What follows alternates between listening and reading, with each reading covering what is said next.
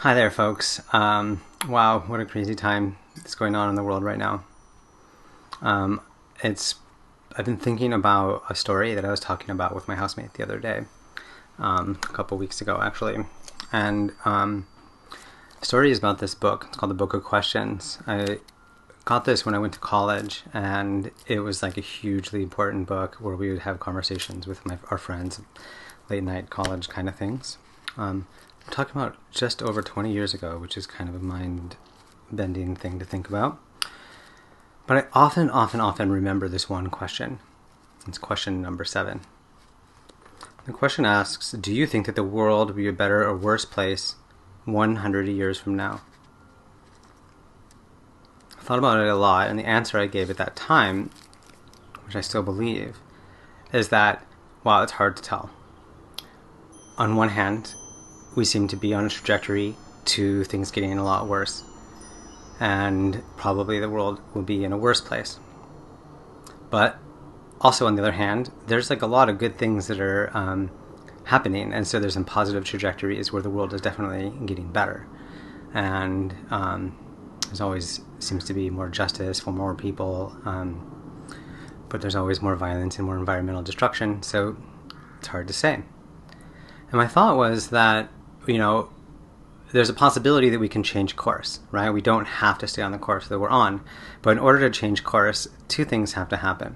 One is something has to get people's attention, everyone's attention, or at least a huge majority of the population is attention, to get us to all notice that something's not working, to just really focus on that. And at the same time, then, also to create something that kind of tells us, hey, let's change directions a little bit. Let's try something new. Something that kind of, once everyone's attention is together, we kind of collectively can make a course correct.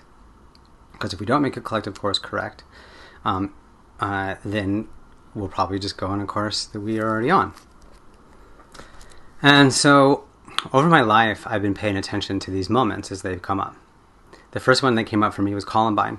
I'm actually from Littleton, Colorado, and so when kids went into a high school and shot other kids, I thought, wow, this is going to get our attention.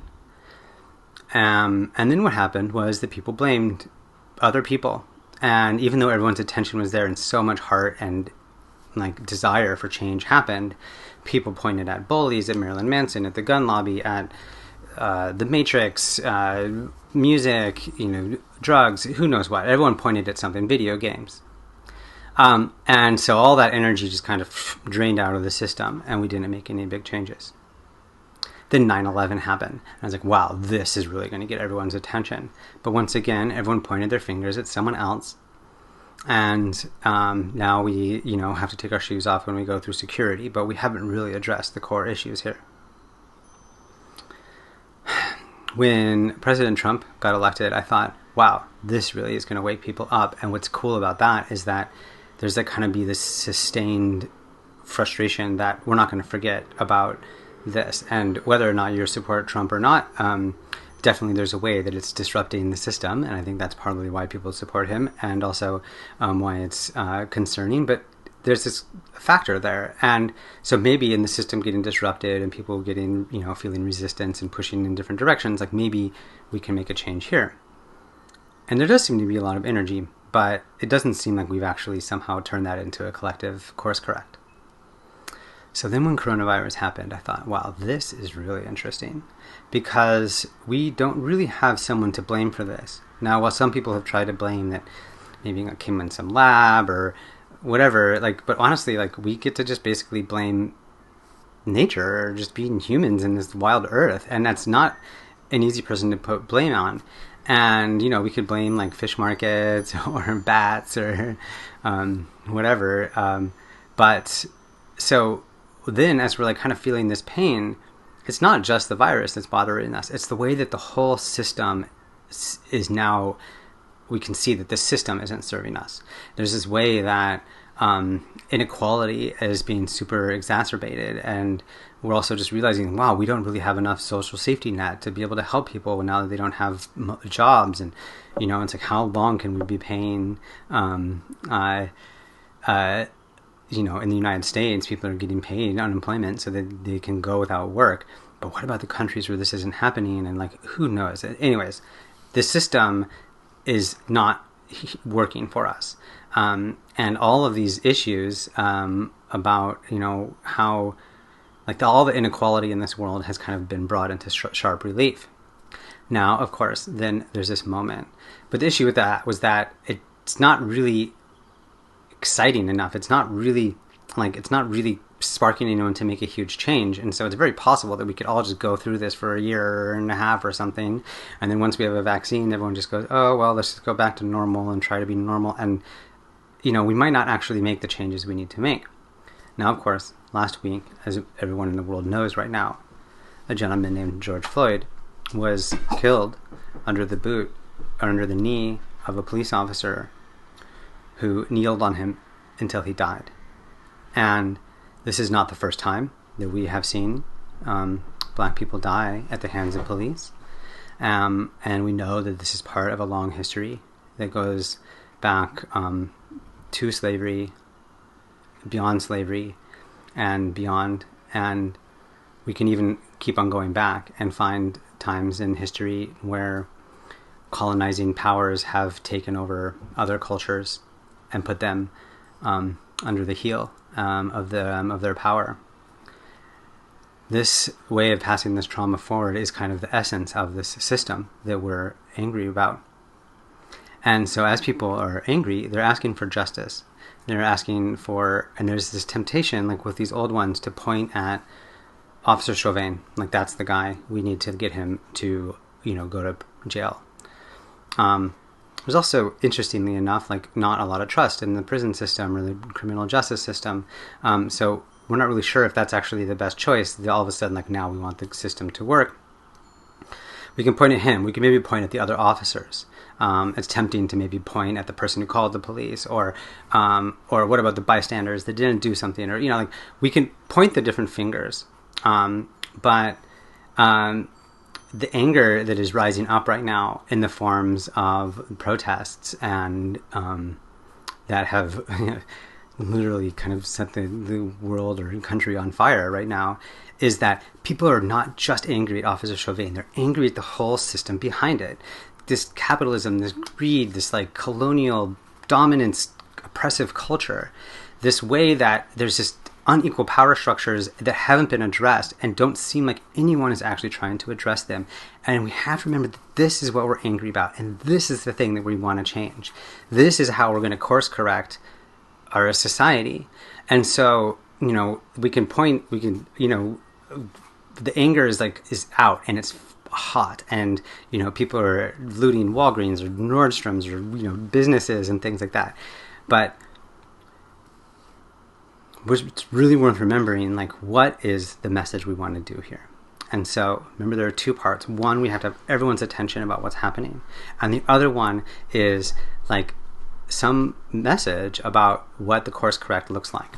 Now, me, as a privileged white guy, I am not going to make any assumptions that I am the person who's going to give us the redirection here. But what I can say is I can speak on behalf of an entire movement of people, of conflict transformation agents and so forth, and other people who want to make peace in this world that have learned amazing techniques. And on behalf of those folks, and all the spiritual teachers, just so many people across time, I can just say that there is a message here. And the message is, we are all in this together. We only are going to solve these solutions as a team. We all win or we all lose. It's not like one side of the system is going to win, another side is going to lose. That is exactly the thinking that keeps on getting us stuck. That is what gets us into the dominance, power, culture. So if we're all in this together, what does that mean? It means that we have to all remember that we all have a role to play in fixing the situation here.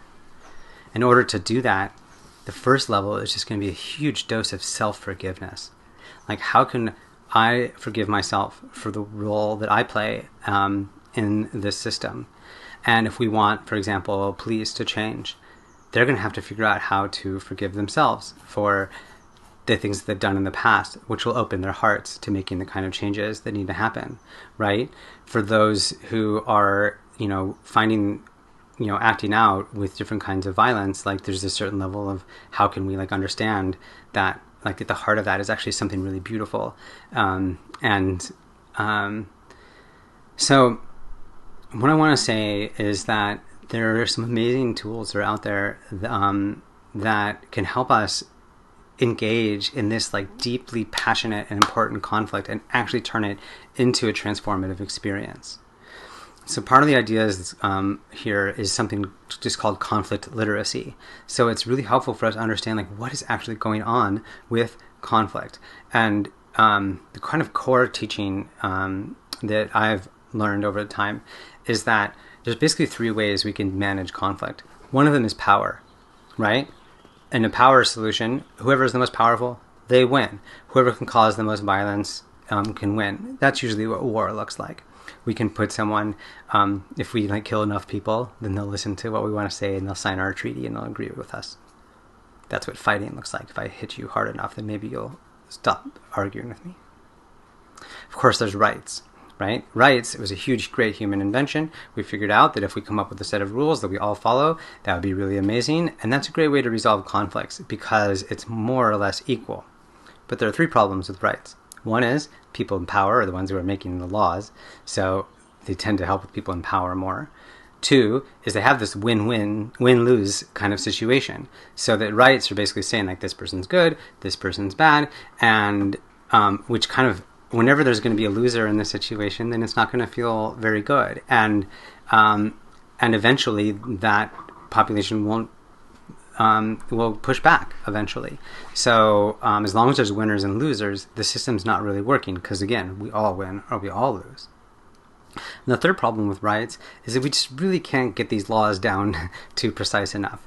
Even though we've been working on this for about 500, 1,000 years, we're still trying to refine the laws down. And we're never going to be able to meet the whole of human experience. So we can try to look at what happened with Floyd and Chauvin and try to figure out, is this first-degree murder, second-degree murder, third-degree murder? Let's look at the rules. Let's look what the laws say.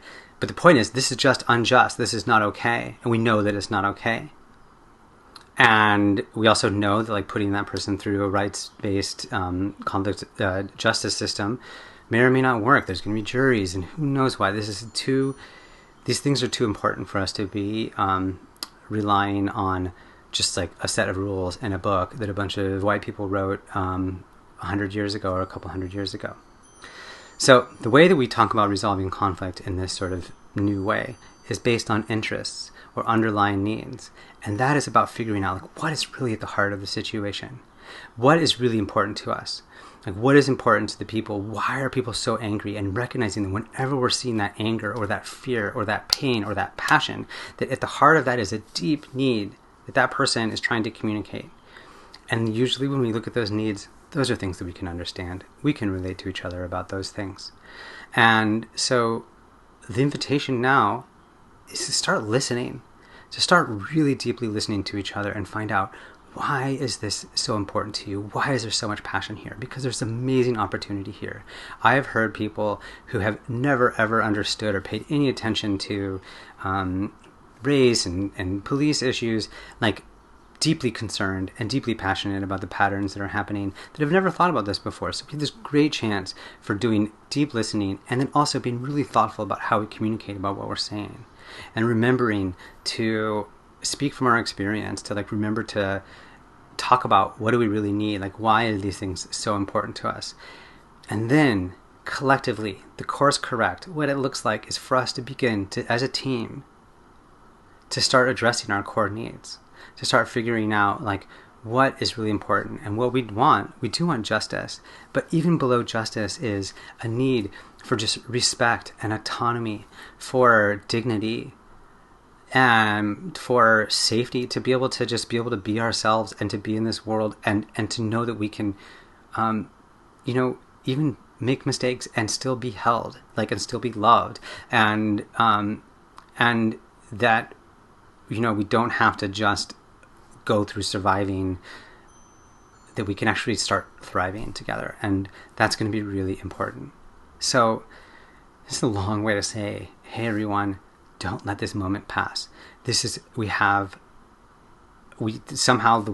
all looking at the same thing.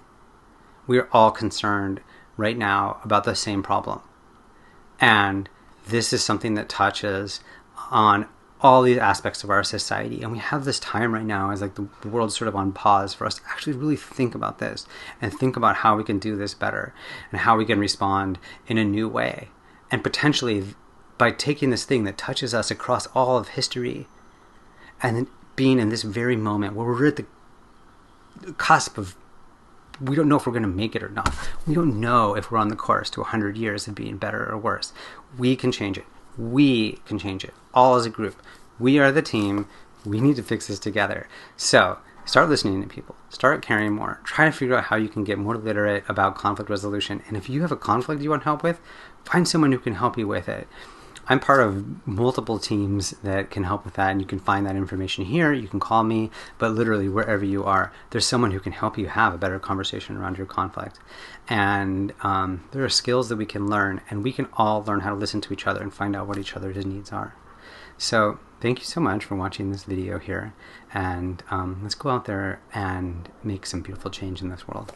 Thank you.